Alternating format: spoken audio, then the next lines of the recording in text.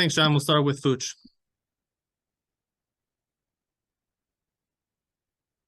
Hey, Kyle. Just wondering, for a kid from North Jersey, what's the excitement like playing in an iconic venue like Yankee Stadium for you and your teammates? It's exciting. It's right across the water. It's a historic stadium, like you said, historic venue. Nothing but excitement to have an opportunity to play there. Thank you. Go Bobby Darin, 24/7 Sports. Kyle, you have all these guys coming back now. What's it like to have all these guys for the bowl game? You see all these other teams have guys going in the portal, announcing for the draft, and you have so many coming back. And what's your take on that? I think it's great for us. Like you said, a lot of teams are losing guys to whether it be draft or portal, and I think we've had a good turnout and being able to retain some of the core guys, and I think it's momentum. It's a good feeling to have going into this bowl game. Well, Michael Cohen, Fox Sports New Jersey. All right. How you doing, Kyle? I'm great. How you doing? Awesome. So quick question for you is kind of piggybacking off the last question. You're coming back next year for your senior year. Also, coach getting an extension. Can you just talk about the importance of kind of building this program and seeing guys come back, and of course, coach coming back for an extended period of time? Yeah. When I was asked about this, I just kind of spoke on it. I mean, to have this many guys coming back, I think just speaks to the culture here.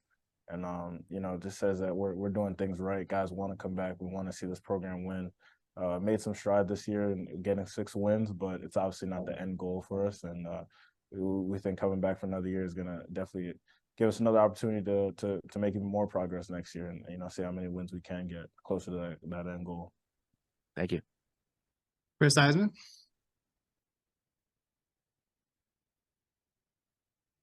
Kyle, you were saying recently how you felt like there was still more for you to accomplish in terms of production. How do you obviously you had a huge season this year. How do you feel like you can continue to build on this and what you expect for yourself in 2024? For myself, I think it's just continue to do what I'm doing, but just with even more intensity, even more focus, and even more intentionality. The major gains aren't really made in the obvious things. A lot at this level of Big Ten college football, a lot of guys are doing the same things. A lot of guys are talented. The where you make the strides and separate yourself from others, I think, is just in the small details. So that's probably the one thing I can say for myself in terms of production. Pat Lanny. Hey, Kyle. Hope all is well. I just wanted to generally ask you, where do you think the success, both individually and as a team, came from this year? I think the success came from just a full programmatic buy-in.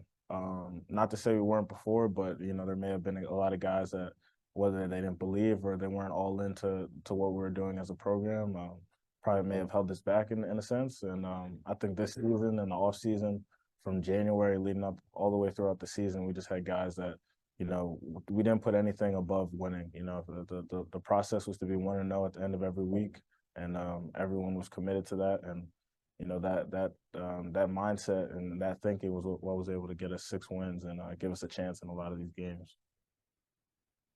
Go back to Bobby Darin. Wow. Aaron Young entered the transfer portal, but before he did, he stayed and hosted a transfer player this weekend. Can you just speak to what kind of player he is, what kind of teammate he was, and how he's helped you at the running back position? Yeah, as you guys saw, Aaron enter the transfer portal, but him as a person, he's one of the better guys on the team. Stand-up person. I can speak on his character, great character, and just a great overall person. A great football player too, but overall, and most importantly, he's a great person. And it's unfortunate, it's sad to see him go, but I understand why. And Aaron was just he was one of the first people I met when I came to the school as a 17-year-old kid coming out of high school, and he's been the same guy ever since I met him. And I wish him the best. Michael Cohen. All right. My next question is, obviously,